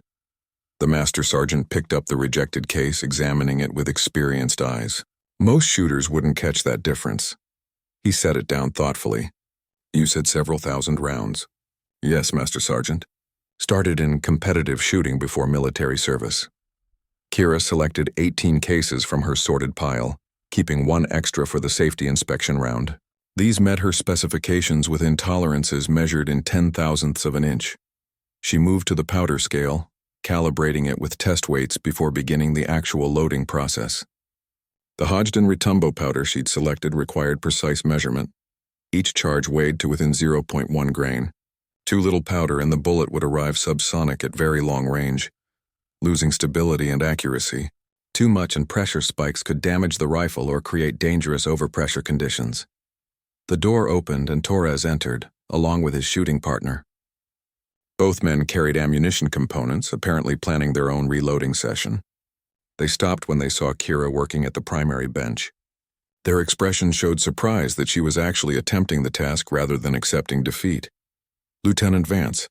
Torres set his equipment bag on a side table. I didn't expect to see you actually going through with this. I need the ammunition for tomorrow's competition. Gunnery Sergeant. Kira continued measuring powder charges. Not breaking her concentration, Torres moved closer, watching her process with the focused attention of an experienced reloader. You're weighing every charge individually. He stated it like confirming something unexpected. That's going to take hours. Consistency requires individual attention. Kira carefully added powder onto the scale, stopping precisely at her target weight. Each charge has to be identical for the ammunition to perform predictably. His partner spoke from across the room, his tone carrying renewed skepticism. Even if you get the ammunition loaded, you won't have time to test it. You'll be shooting blind tomorrow. One bad round and you're eliminated. The Master Sergeant spoke from his desk, his voice carrying authority that silenced further commentary. If Lieutenant Vance's ammunition passes inspection, it meets competition standards. Testing is recommended but not required. His tone suggested he'd grown, tired of hearing competitors question another shooter's methods. Torres nodded acknowledgement and began setting up his own reloading station, though Kira noticed he continued watching her process with sidelong glances. His earlier sympathy had transformed into something more complex, mixing professional interest with the dawning recognition that the rookie might actually accomplish what seemed impossible. Kira finished weighing powder, charges for all 18 cases, each one precisely matched to her calculated optimal load. She moved to bullet seating, adjusting the die to create the exact cartridge overall length that would position the bullet optimally in the Snipex's chamber. This measurement mattered critically for accuracy, affecting how the bullet entered the rifle's grooves and influencing pressure development and velocity consistency. The seating press required firm pressure, the bullet sliding into the case neck with mechanical precision. She worked steadily, creating a rhythm that balanced speed with absolute attention to detail. Each completed round received final measurement verification before moving to the finished ammunition box. Torres had abandoned pretense of focusing on his own work. He stood beside her bench watching her bullet-seating process with clear professional fascination. "You're using a micrometer seating die. Most shooters use standard dies and call it good enough. Standard dies introduce variations I can't accept at 3,700 meters. Gunnery Sergeant." Kira checked the cartridge overall length on her latest round. "Every dimension has to be precisely controlled. Where did you learn precision reloading at this level?" Torres's question carried genuine curiosity rather than skepticism. "Competitive bench rest shooting before I enlisted." Kira seated another bullet, her movements efficient from thousands of repetitions. "Bench rest requires extreme precision. Same principles apply to very long-range work." Torres nodded slowly. His expression showed rethinking of every assumption he'd made about the rookie that morning. His partner had stopped his own work as well, both men watching with the focused attention of professionals recognizing expertise they hadn't expected to encounter. The door opened again, and Dalton entered, followed by 3 other competitors. They'd clearly come to witness the rookie struggle, expecting to find her overwhelmed by the technical challenge. Instead, they found her halfway through the ammunition-making process, working with the calm efficiency of someone doing a familiar task. Dalton's satisfied expression faded as he took in the scene. His gaze moved from Kira's organized workspace to the growing row of completed cartridges, then to Torres and the Master Sergeant, both watching with respect rather than the mockery he'd anticipated. "Still trying to save the day, Lieutenant?" His tone tried for dismissiveness but landed closer to uncertainty. "Making ammunition? As permitted by competition rules, Sergeant." Kira didn't look up from her work. Dalton moved closer, examining her completed rounds with the critical eye of an experienced shooter looking for flaws. His inspection lasted longer than necessary, searching for problems he could point out. Finally, he straightened. His expression showed frustrated inability to find obvious problems. "Even if these rounds work, you're still shooting untested ammunition in competition. That's amateur desperation." The Master Sergeant's voice cut across the room with authority that ended debate.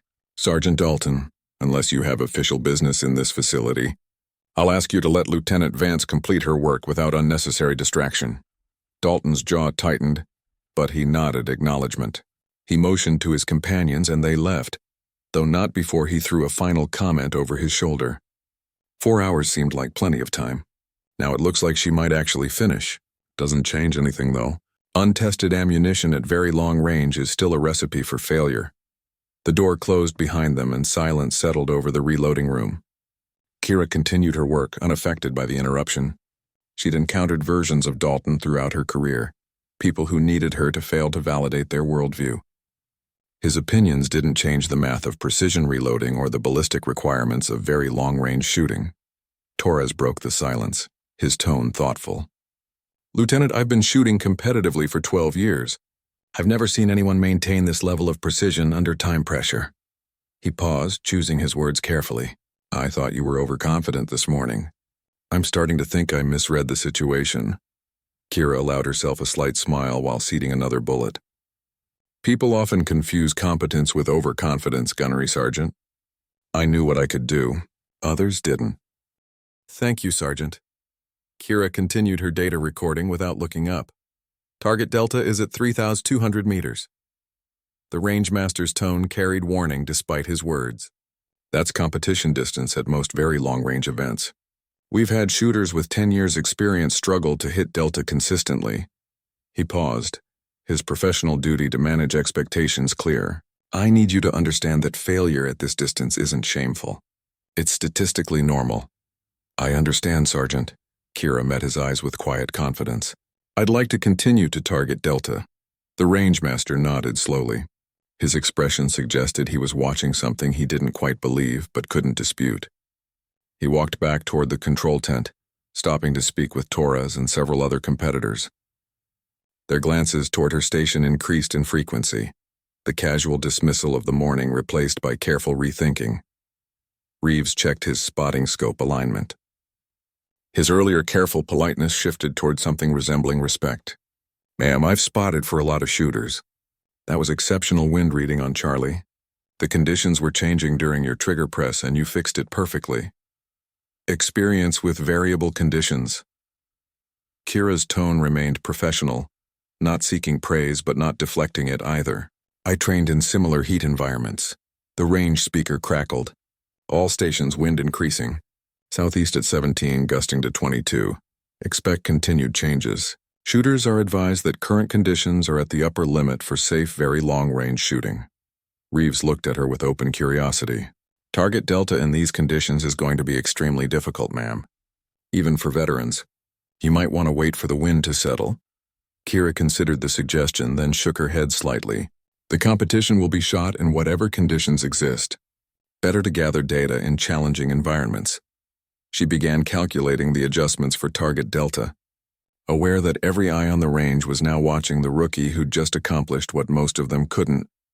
Target delta required adjustments that pushed her ballistic calculator to its limits. 3,200 meters, nearly 2 miles of bullet flight through constantly changing air conditions. Kira entered the data carefully, double-checking her manual calculations against the electronic solutions. The numbers matched within acceptable tolerances, but the margin for error had shrunk to fractions of a minute of angle. She reached for her ammunition case to load the next round and stopped. The box that should have contained her custom-loaded .338 Lapua Magnum cartridges sat empty except for 3 remaining rounds. She'd fired 3 shots. Basic math said she should have 17 rounds remaining from the 20-round box she'd packed that morning. Kira opened her range bag and found the problem immediately. The second ammunition box she'd prepared contained the wrong cartridges. These were factory loads she'd brought for comparison testing, but they used different bullets with incompatible flight characteristics. Her custom loads, specifically developed for this competition's very long distances, were gone, except for the 3 rounds remaining. Reeves noticed her stillness. Problem, ma'am? Ammunition discrepancy. Kira kept her voice level, though frustration simmered beneath her professional tone. I'm missing a box of custom loads. The spotter's expression shifted to concern. Do you have enough for the competition tomorrow? 3 rounds, Kira calculated quickly. That's 1 attempt on each of the final 3 targets, with 0 margin for error. The rangemaster must have been monitoring their conversation through the communication system because he appeared at her station within 2 minutes. His earlier uncertainty had vanished, replaced by the weary satisfaction of someone whose original assessment had proven correct after all. Lieutenant Vance, his tone carried the careful sympathy of a professional delivering expected bad news. I understand you're experiencing ammunition issues. Yes, Sergeant. Someone removed my custom loads from my equipment case. Kira kept accusation out of her voice, stating only facts. The rangemaster's expression remained neutral, but his eyes flicked briefly toward the cluster of competitors gathered near Torres's station. Equipment security is each shooter's responsibility. We can't monitor every case and bag on the range. He paused, his tone shifting to administrative conclusion. Given that you only have 3 rounds of appropriate ammunition remaining, I'd recommend withdrawing from the competition. You can reapply next year with proper preparation. Around them, the quiet that had followed her target Charlie's success transformed into something different. Dalton spoke to his shooting partner, his voice loud enough to carry across the firing line. Rookie mistake. Should have kept better track of her equipment. His friend nodded agreement. Both men's body language showed relief that the natural order had reasserted itself. Torres walked over, his expression showing genuine sympathy mixed with resignation. Tough break, Lieutenant, but the sergeant's right. 3 rounds isn't enough for a competition at this level. Most shooters need 20 attempts minimum on the very long-range targets. He pointed toward the distant target array. Target Echo especially. That's 3,700 meters in desert heat. Nobody hits that on their first try. Kira looked at her 3 remaining rounds, her mind racing through options.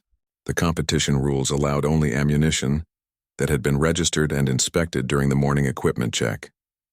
She couldn't drive to town and buy factory loads even if such rounds would work well enough at very long range. Any ammunition fired tomorrow had to be from a registered lot, checked safe and legal by range officials. I'd like to request access to the reloading facility. Kira turned to the rangemaster. I can make replacement rounds using my registered components. The rangemaster's eyebrows rose with clear skepticism. Lieutenant, precision reloading takes hours of careful work. You're talking about creating match-grade ammunition under time pressure, then checking its performance before tomorrow's competition. He shook his head slowly. That's not realistic. I've done it before, Sergeant. Under more difficult conditions in competition environments. You've manufactured match-grade ammunition for 3,700-meter shots under time pressure? His tone suggested this was a question expecting a negative answer. No, Sergeant. In combat zones with improvised equipment. Kira met his gaze steadily. I can work with proper facilities and tools. Torres exchanged glances with several nearby competitors. Their expressions mixed doubt with curiosity about whether the rookie would actually attempt such an ambitious recovery. His shooting partner spoke loud enough for everyone to hear. Custom loading ammunition for 3,700-meter shots isn't something you improvise. The tolerances are too tight. One mistake and a round could be dangerous or simply worthless. The rangemaster checked his tablet, scrolling through what appeared to be facility rules. The reloading building is available to competitors during designated hours. He looked at Kira with the expression of someone watching a stubborn person learn an inevitable lesson. You understand that any ammunition you produce must pass safety inspection before it can be fired. If there are any concerns about consistency or safety, I'll disqualify those rounds immediately. Yes, Sergeant, I understand. And you'll need to complete this work today because tomorrow is competition day. No exceptions. The rangemaster's tone made clear he expected this deadline to prove impossible. The reloading facility closes at 5 p.m. That gives you 4 hours. Kira checked her watch. 4 hours to make 17 rounds of match-grade ammunition, each one precise enough to compete at the outer limits of rifle capability. The timeline was tight but achievable if everything went perfectly. She began packing her equipment with efficient movements, already mentally organizing the reloading sequence. Dalton's voice carried across the firing line as she secured her rifle case. Set your watch. 4 hours until the... Rookie admits this is beyond her capability. His laughter found a ready audience among the competitors who'd gathered to watch the morning's unexpected competence finally meet its predictable limitation. Torres approached as she prepared to leave. His expression showed the conflict of someone who wanted to offer encouragement but couldn't ignore professional realism. Lieutenant, even if you make the ammunition, you won't have time to test it before competition. You'll be firing untested rounds at very long range in front of judges and competitors. One bad round could eliminate you immediately. I understand the risk. Gunnery Sergeant, Kira secured her equipment bag. There's no shame in recognizing when circumstances have made success. Unlikely. Torres's tone carried genuine respect, alongside his realistic assessment. You proved this morning that you're a capable shooter. Come back next year with proper preparation and nobody will remember this equipment issue. Kira appreciated his attempt at professional courtesy, but she'd spent her entire career proving capability to people who advised retreat. She nodded politely and headed toward the reloading facility, aware that every competitor on the range watched her go with expressions ranging from sympathy to satisfaction at watching natural selection reassert itself. The range control speaker crackled to life. All stations, the range is now hot. Begin firing when ready. Follow all safety rules. Wind is south-southeast at 10 miles per hour, gusting to 14. Kira loaded a round. The massive cartridge slid into place with mechanical precision. The Snipex's action was smooth despite its size. Built to handle the pressures created by the .338 Lapua Magnum cartridge, she loaded specifically for this competition. She settled into her shooting position. Her body alignment was practiced through hundreds of repetitions. Target Alpha, 1,000 meters. Reeves called the distance with professional neutrality. Wind right to left, currently 9 miles per hour. Kira made tiny adjustments to her scope, calculating the up-down and sideways corrections needed. The math was straightforward at this distance, well within the range where her practice sessions had built confidence. She controlled her breathing, found the natural pause between heartbeats, and pressed the trigger with steady pressure. The Snipex's report was thunderous, a loud blast that drew attention from every station on the line. The recoil was strong but manageable, absorbed through proper form and the rifle's built-in brake system. Kira worked the bolt smoothly, keeping her attention on the target through the scope. Impact. Reeves's voice carried surprise he tried unsuccessfully to hide. Center mass. That's a confirmed hit on target Alpha. 3 stations away, Torres had stopped his own firing to watch. His expression showed the first hints of rethinking. His partner still looked skeptical, but the casual dismissiveness had faded slightly. Kira stayed focused on her rifle, making notes about the shot's performance. The custom ammunition had worked exactly as calculated, the path matching her predictions. One data point confirmed, several thousand more to collect before the competition distance would become reachable. Target Bravo, 2,000 meters, Reeves called the next target. Wind picking up now 12 miles per hour, gusting to 15. Kira adjusted her calculations, fixing for the increased wind and the longer distance. The math became more complex, the variables multiplying with range. She made her corrections and prepared for the second shot, aware that the entire practice line had grown quieter, that more people were watching than would admit to caring about a rookie's performance. The second shot struck target Bravo dead center. The impact was visible through the spotting scope as a clean hole in the steel plate.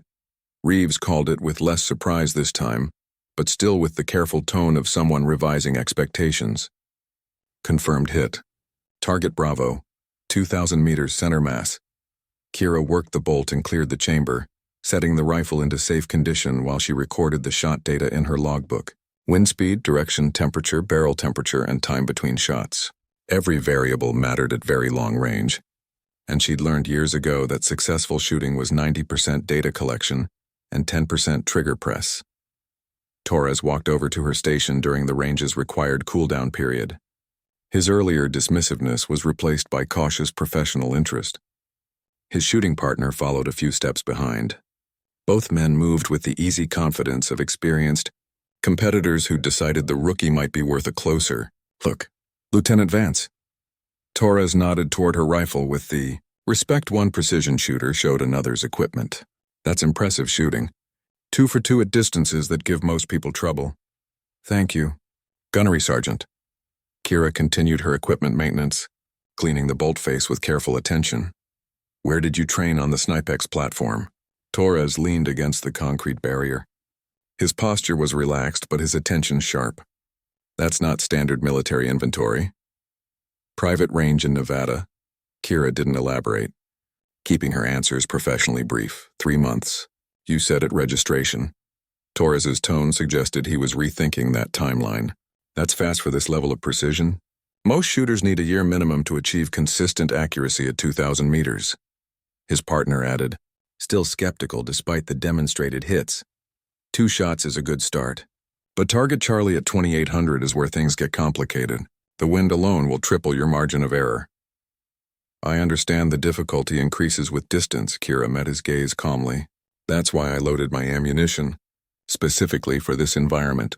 Torres exchanged glances with his partner. A silent communication between longtime teammates. Custom loads. He said it thoughtfully, like someone solving a puzzle. What powder are you running? Hodgdon Retumbo. Temperature stable across the full desert range. Smart choice. Torres's professional assessment was clear in his tone, though doubt remained underneath.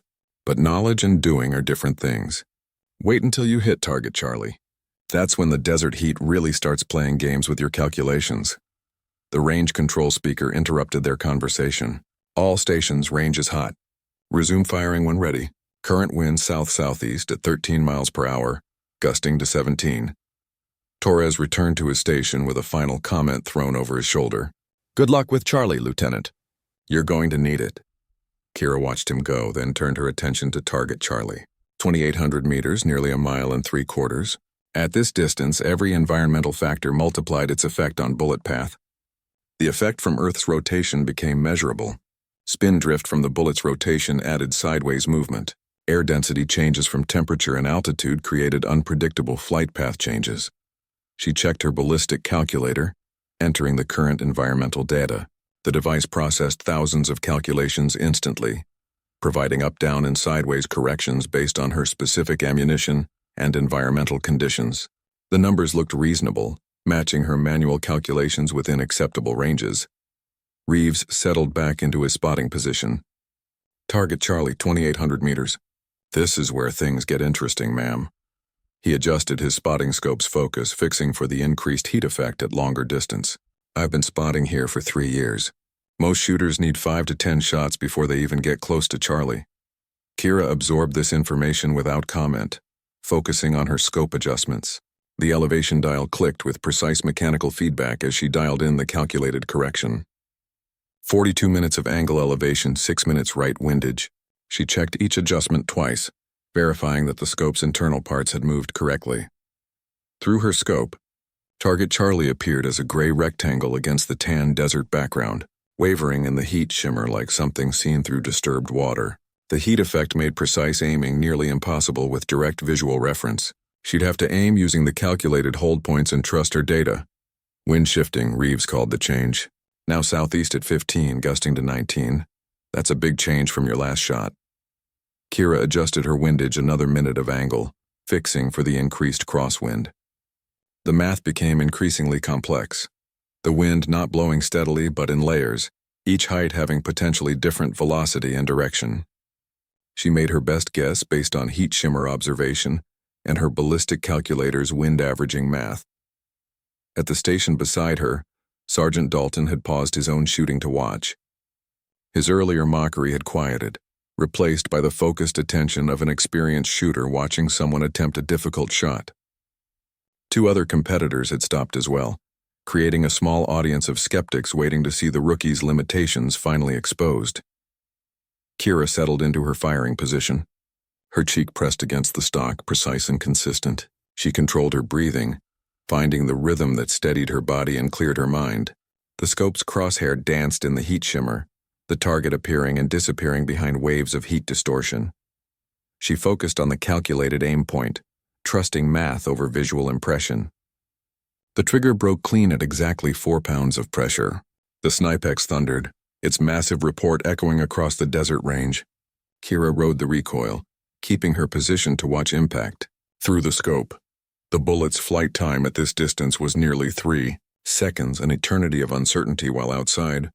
Factors pushed the bullet through invisible forces. Impact. Reeves's voice carried genuine surprise this time, which he tried unsuccessfully to hide. Target Charlie, confirmed hit. He paused, checking through his spotting scope. That's 3 for 3, ma'am, at distances where most shooters are still finding their 0. Around her, the quiet got heavier. Dalton stood motionless at his station, his earlier certainty visibly shaken. Torres had stopped his own shooting completely, watching with the focused intensity of a professional, recognizing something unexpected. The rangemaster came out of the control tent, binoculars raised toward target Charlie, personally checking the called impact. Kira kept her neutral expression, though satisfaction hummed beneath her professional composure. She cleared her rifle and began recording the shot data, treating this success exactly like the previous ones. Just another data point in the sequence leading toward the competition distance. The rangemaster approached her station with different body language than before. His skepticism remained, but uncertainty had crept into his assessment. 3 confirmed hits, Lieutenant. That's exceptional shooting for any competitor, much less someone new to this gun. The rangemaster sighed. The sound was heavy, like he thought she would definitely fail. He reached for her equipment checklist. All right then, let's see what you brought. Kira opened her rifle case. The Snipex alligator lay held in place by special foam. The huge rifle was designed for shooting at very long distances. The rifle was almost 5 feet long and weighed close to 50 pounds when fully set up. Around them, conversations got quieter as other competitors turned to watch. That's a serious rifle for someone with an 1,800-meter record. The rangemaster's tone showed he was skeptical, not impressed. You're qualified with this exact gun? Yes, Sergeant. 3 months of serious training. 3 months. He repeated the time like it proved his point. Most shooters here have years with their chosen guns. The rangemaster ran his hands over the rifle's barrel with skill, checking for damage or changes. His movements were thorough, but he acted like someone doing paperwork for someone who would definitely fail. Sergeant Dalton had moved closer, still close enough to hear. His voice carried to the half-dozen competitors now watching the equipment check. Look at that barrel length. She's going to need a shooting partner just to keep that thing steady in the wind. His friend snorted in agreement. The rangemaster continued checking her equipment. His questions were pointed. You understand the environmental factors at this range? The desert heat alone will create effects that make seeing the target nearly impossible for beginners. Add the changing wind, the height calculations, the effect of the Earth's rotation over that distance. I've studied the bullet science extensively. Sergeant, Kira said he watched her check her scope mounts. Studying and actually doing it are different things, Lieutenant. The range master stood up straight, looking at his checklist. Ammunition inspection. What are you shooting? Kira opened her ammunition case. Custom-loaded .338 Lapua Magnum, match-grade bullets, temperature-stable powder, brass weights sorted within .5 grains. The rangemaster picked up a round, examining it with experienced eyes. Who loaded these? I did, Sergeant. His eyebrows went up slightly. This was the first crack in his professional doubt, showing something closer to surprise. You load your own long-range ammunition? After 3 months of training? Yes, Sergeant. My background includes competitive shooting before military service. I understand how to reload ammunition precisely. Understanding how to do it and actually doing it at this level are very different things. He set the round back in its case with care. The rangemaster's tone had changed a little, becoming less dismissive but no more encouraging. You'll need to verify your rifle is zeroed at 1,000 meters before we allow any competition attempts. Most beginners discover their calculations don't work in real conditions. Across the tent, Sergeant Dalton spoke to a growing group of watchers. I give her 2 hours before she asks to quit. The heat conditions alone will destroy her. 3 other competitors nodded in agreement. Their faces mixed amusement with professional certainty. Kira kept her neutral expression, letting their predictions wash over her without showing any reaction. She'd expected this reception. Every competition, every training exercise, every new assignment brought the same pattern of doubt. The difference was that she'd stopped trying to convince people with words years ago. The rangemaster finished his inspection and stamped her equipment clearance form. He clearly didn't want to. You're cleared for practice range access starting at 8:01 a.m. He looked at her with the expression of someone delivering bad news politely. Lieutenant, I've been running competitions for 15 years. I've seen a lot of confident shooters discover that very long-range work is different from anything they've experienced. There's no penalty for recognizing that sooner rather than later. I understand, Sergeant. Thank you for the briefing. Kira closed her rifle case and gathered her paperwork. As she turned to leave, she heard Dalton's voice one more time, loud enough to carry across the tent. Set your watch. 2 hours maximum before she's done. The laughter that followed held the comfortable certainty of men who believed they were already proven correct before the test even began. The practice range stretched across 3 miles of flat desert, shimmering in the morning heat that was already building toward very hot temperatures. Kira found her assigned firing position at Station 7, a concrete pad with sandbag walls and a weather station showing wind speed and direction. The digital readout showed gusts between 8 and 12 miles per hour, shifting from southeast to south-southwest in unpredictable patterns. She began unpacking her equipment carefully, aware that every movement was being watched. 2 stations away, a Marine gunnery sergeant named Torres stopped his own setup to watch, his arms folded across his chest. His shooting partner, a younger corporal with scout sniper badges, leaned in close enough for their conversation to carry. Check out the rookie's setup time. Torres spoke with the casual authority of someone who'd earned his opinions through years of work. She's taking twice as long as necessary, overthinking every placement. The corporal nodded. Probably read a manual on proper equipment arrangement. Book learning doesn't survive first contact with desert heat. Kira ignored them, focusing on placing her rifle. The Snipex needed a special stand rated for its weight, and she practiced the setup until it became automatic. She extended the legs to the right height, checked that the bubble level showed it was horizontal, and locked the rear support at the angle that gave maximum stability. A shadow fell across her station. She looked up to find a rangemaster standing beside her position. His wrinkled face was unreadable in the harsh sunlight. Lieutenant, his tone carried the weariness of someone doing an unpleasant job. Before you go to the range, I need to verify you understand the target sequence. Yes, Sergeant. Kira straightened from her equipment check. Target Alpha is at 1,000 meters. We'll verify your zero there before allowing any longer range attempts. He pointed toward the distant target array, barely visible through the heat shimmer. Target Bravo is at 2,000, Charlie at 2,800, Delta at 3,200. He paused, his expression getting harder for emphasis. Echo target is at 3,700 meters. He let the number hang in the air between them. Most competitors will spend the entire day trying to hit Echo once. Many won't succeed. I understand the progression, Sergeant. Understanding it and doing it are entirely different things. The rangemaster looked at the tablet he carried, scrolling through what appeared to be competition statistics. Last year we had 43 competitors. Only 17 hit Echo target. Of those, most needed 15 to 20 attempts. He looked at her directly. The current record for first attempt hit rate is 3 shots, set by a shooter with 12 years of very long-range experience.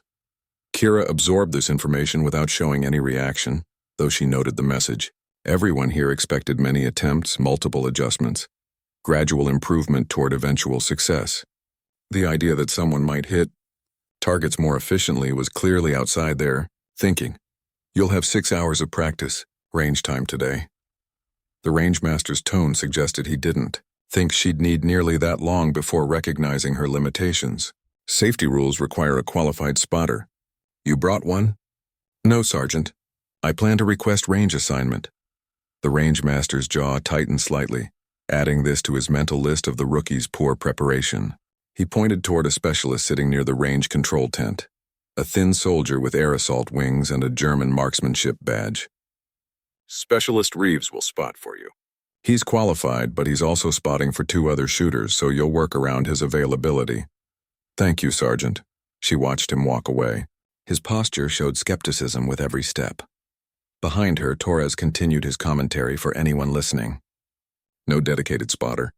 That's beginner hour right there. His partner agreed with a sound somewhere between sympathy and dismissal. Kira returned to her equipment setup, running through her pre-firing checklist with the same careful precision she'd used for every competitive shoot in her civilian career. The Snipex required different considerations than standard precision rifles. Its huge cartridge created much more recoil, demanding perfect form and absolute stability. The scope mounted on top cost more than most people's cars. Its internal parts were designed to track up and down and side-to-side adjustments across very long distances.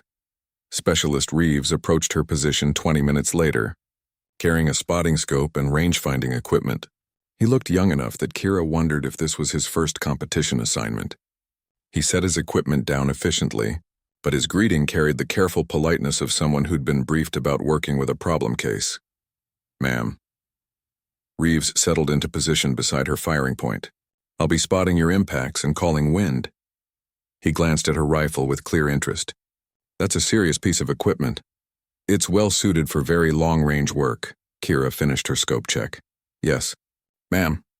Reeves began setting up his spotting scope, adjusting the stand height to match her firing position. I've spotted for Sergeant Torres and Gunnery Sergeant Park this morning. Both are experienced long-range shooters. He didn't say the rest, but the meaning was clear.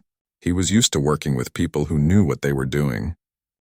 $20 says she doesn't make it past the equipment check. The words drifted across the registration tent, spoken just loud enough for everyone to hear. Sergeant Dalton leaned against the scoring table. His wrinkled face showed he thought this was funny, as he watched the newest person walk up to the check-in desk. His friend, a thick-chested Marine with many shooting badges on his chest, shook his head slowly. I'll take that bet. She'll quit during the first practice round. They both laughed. The sound carried across the desert morning air. Lieutenant Kira Vance heard every word. She kept her face calm as she set her rifle case on the registration table. She moved carefully, even though the Snipex rifle inside the case was heavy. The case alone weighed 40 pounds, and she carried it from the parking area by herself, while a dozen experienced snipers watched her walk across the area. The registration officer was a captain with ranger tabs and a combat badge. He barely looked at her paperwork before looking up. He clearly didn't think she belonged here. Lieutenant Vance, he said her name like he was reading a wrong answer from a test paper. You understand this is the Western Regional Long Range Championship. We're trying to hit targets at 3,700 meters. That's over 2 miles. I read the information packet, sir, Kira said, looking straight at him. The captain tapped his pen against her test scores. Your longest confirmed shot is listed at 1,800 meters. He stopped, clearly expecting her to understand what he meant. Most competitors here have confirmed hits past 2,500 meters. Several have competed around the world. Yes, sir, Kira said, keeping her voice professional. She didn't sound defensive or unsure. The captain looked at the rangemaster standing beside him. The rangemaster was an Army Sergeant First Class whose damaged skin showed he had worked outside for many years. The rangemaster crossed his arms. His body language showed doubt more clearly than words could. We've had 3 people quit already this morning, Lieutenant. People who didn't understand what they were getting into. There's no shame in knowing when a competition is too hard right now. I appreciate the information, sir. Kira's voice stayed steady. I'd like to go ahead with equipment inspection. Before we continue, drop a comment and let us know what state you're watching from. Maybe you've seen situations like this in your community, where someone got underestimated before they had a chance to prove themselves.